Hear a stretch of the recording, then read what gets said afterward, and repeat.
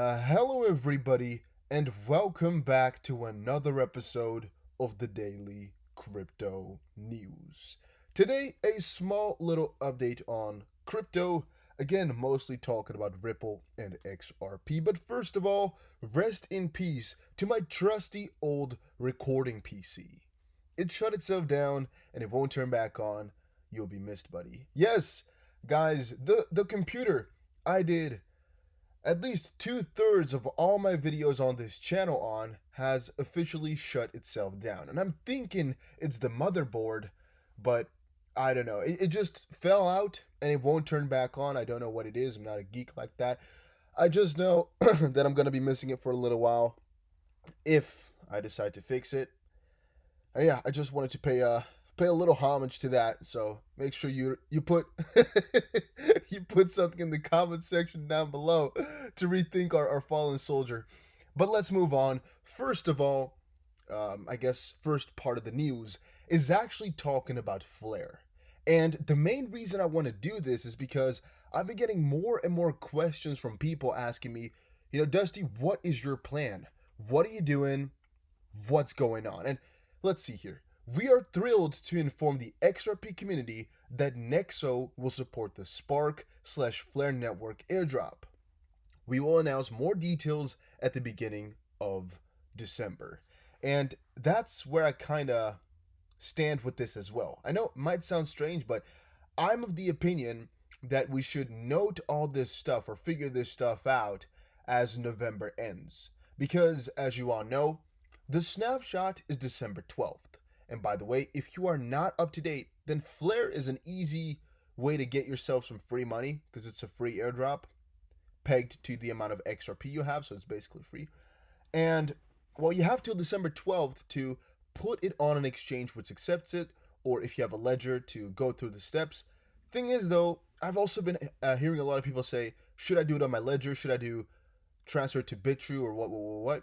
Well, if I were you and deciding right now and you want to fix it today, I would definitely just look up Vitsavin's guide if you are on Ledger, or look for an exchange that supports it. The exchange I would personally use to do this is most likely the one in the description below, which is Bitrue, which will most likely do the job perfectly well since they are not centered, but they really have a lot to do with XRP, so they will most likely be able to support everything perfectly. So I would definitely have used Bitrue. And that's something I'm still thinking about. Either I'm going to leave the XRP on the ledger, and then really once there's maybe like 5, maybe 7 days to go, I'm going to, either swap it to Bitrue or go through the process of claiming it on ledger through Vitsavin's official guide. Nothing else, only that alone. But again, there's enough time, and really, if it's due, I will tell you, so don't worry about it. King Solomon, XRP Owl, just posted something which I found rather interesting, but not that important. Yet, I guess you can see it from two ways. He said, new. While some were paying attention to PayPal's crypto caveat, which I mentioned very extensively yesterday, that there's a big caveat in whole PayPal's, I guess, theory and everything like that, and this whole big thing. Some of you guys have, by the way, clarified that they cannot support XRP yet because of some custody issue. I don't know if that's true. I haven't seen anything from PayPal themselves on that. I just know they have not announced XRP. However, we should keep in mind that it could be added to the list since this will all start the first quarter of 2021, so it still might get added to the list, which is something I am considering, of course. R3 and the International Swaps and Derivatives Association basically just confirmed that digital assets on Ledger will be used in derivative transactions of $650 trillion. Now, the reason I'm saying this is important is because we are seeing these digital assets and really things of that sort, so in that sense also things like XRP, really become rather big, right? We're seeing them become rather needed, necessary, loved, and whatnot in multiple different sectors of the payment realms. And I mean, the Trump administration has also explained that DLT, distributed ledger technology, is necessary and is one of the 20 most important points. We saw Jerome Powell from the Federal Reserve explain how the international settlements and the CBDCs and all are necessary, we saw the CTO of Ripple explain how XRP could, theoretically speaking, be the bridge between it all. And he also explained that CBDCs will be coming, which is something that the Federal Reserve shares, I guess, as well, that thought. And so forth and so on. It's just all kind of pointing towards something bigger. And even though this here is something I don't consider a huge thing for XRP directly, these types of situations are always important for XRP indirectly because, yes, they do provide some more attention for it. They do provide another quote unquote framework for it. What I mean with that is these things are sort of partnerships or are connections being made where either there's two things. Either we could eventually get XRP on there or in there, worked into that system, or it is just another step towards this digitization of our world or of our financial space. Because think about it, how many pieces of the process are being digitized? Well, I'm going to say most of them, right? How many are actually done? And digitized here, I mean working with these newer technologies, not having something digital because, I mean, a lot of things are digital. I'm talking about this newer technology. How many have already done it? Well, not that many. There are options for a lot of them, and a lot of them are considering options. But if you check all the 6 layers, 7 layers, neither of them has really fully switched over just quite yet. So for one of them to switch over to a standard which is akin to XRP or akin to this just newer way of payments or newer financial space thing, that is all a step in the right direction, even if it does not utilize XRP directly. That's something I consider. That's why it's good, but it's not that interesting either. In the end, though, I mean, it's a multi-trillion-dollar sector that XRP is going for, and even I had another guy here. Let's see. Ripple headquarters would be a blow to the U.S. Come on, SEC. Think about this one as well. All right. Right now, there's a lot being changed, and a lot is being centered in the U.S. I've actually started to think for a little while here that the chance of the US letting go of a company like Ripple is rather small, right? Think about it here. Ripple is one of the companies that has not just decided to move out because of tax purposes, but no, they stayed there and they said, US, fix yourself or we are going. Which I found rather strange. All right, think about this one. Once more, I say it a lot, but I just want you guys to think. And by the way, if you watch this far, comment SEC down below or something along those lines. Ripple HQ or something like that. Comment it down below to see if you've watched halfway through the video. Now, having said that, I'm thinking they're really quite accepting. That's one thing, but also I think Ripple knows they can get themselves way further because if you think about the people Ripple has spoken to, a lot of them are from the US. A lot of these associations are based in the US, and I think they also have more control over all this regulatory stuff in the US. If we're starting to think about a CBDC being developed, Ripple could have themselves a better position if they were also based in the US. That is not considering XRP, that's talking about Ripple having a better position for all of that. So from their perspective, they have a good benefit in staying.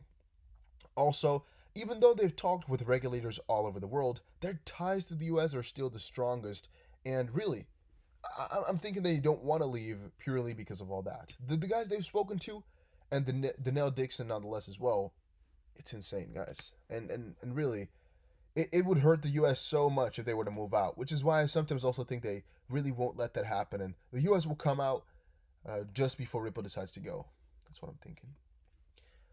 Boston Consulting Group. Ripple XRP outperforms banks in many sectors. Well, I gotta actually say one more point about this one. One thing we are not considering is that right now, Ripple is a maybe let's say $10 billion company, maybe a little bit less, maybe a little bit more. Let's say between $6 and $14 billion worth. If you consider an IPO, and you consider the fact that it's just a couple years old right now and has some great and insane scaling possibilities, we're talking about a $1 trillion company moving out, right? Just like that. And you could have stopped it. It's not like they are going for tax purposes now where you can't do anything about it. No, you can't. Right? You can't stop it right now. The US is definitely going to consider it. You might be thinking, yeah, no, they don't care about a multi-billion dollar company. They only care about maybe a trillion, maybe 2 trillion worth of companies. It doesn't work that way, guys. They also consider how influential they will be to the space. Again, that's actually just my opinion because I don't know for a fact, but that sounds rather logical to me, right? These guys over in the government, It's not like it's just one guy deciding like, oh, no, that one does not matter or that one matters. It's just collectively they're like, well, but this company might have such a great influence on us all. Look at what the founder has said. He wants to help us create CBDCs. Like what? We can't just. All right. Boston Consulting Group.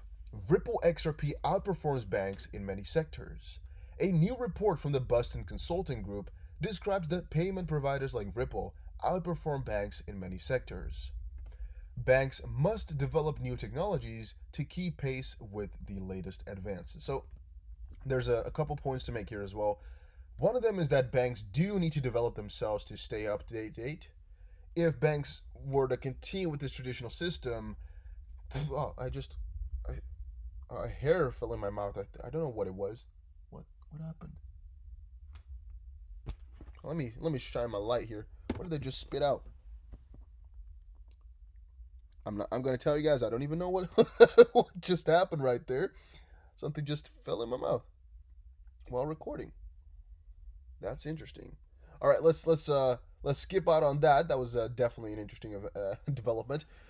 Banks must keep up with the pace, otherwise they're not going to be useful at all. If I consider a couple of banks in the Netherlands here, there's a couple that have got maybe even all of them right now. But at first there were a couple that went over to almost instantaneous transactions within our country. And you could really see that people, whenever I had conversations, were like, well, why would you use this bank, which is then another bank that did not utilize that, if you could also have it instantly with this one? Or just more casual conversations being like, oh, really? It's gonna take a day? You won't have it instantly, really?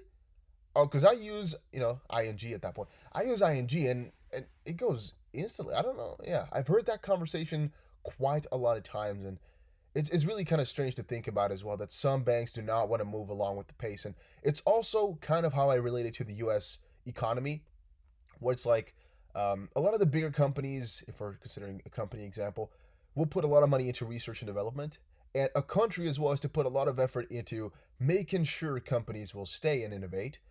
So making innovation possible, which they are not doing right now, as you can see clearly from Ripple example, to stay at the number one position. So the U.S. right now is clearly in the number one position in the world and everything, really.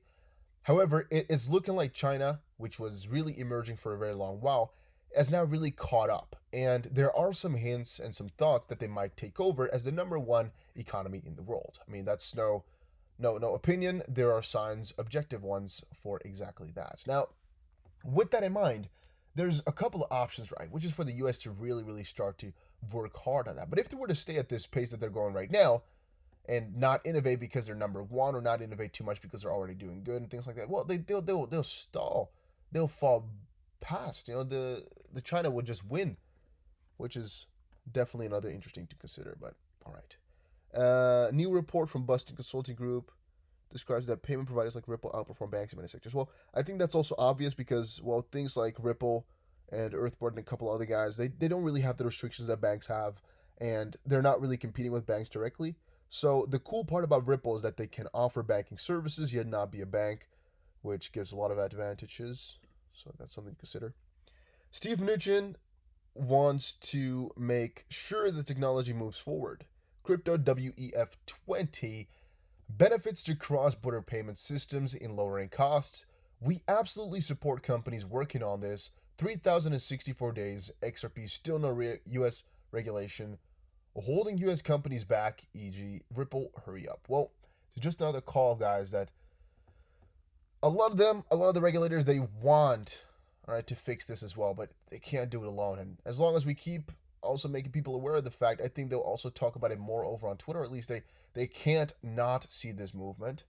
Will we make a difference by talking about it? I don't think so, but we might just do our own part. Maybe it does help in some way, shape, or form. So why not try? It's what I'm kind of thinking here.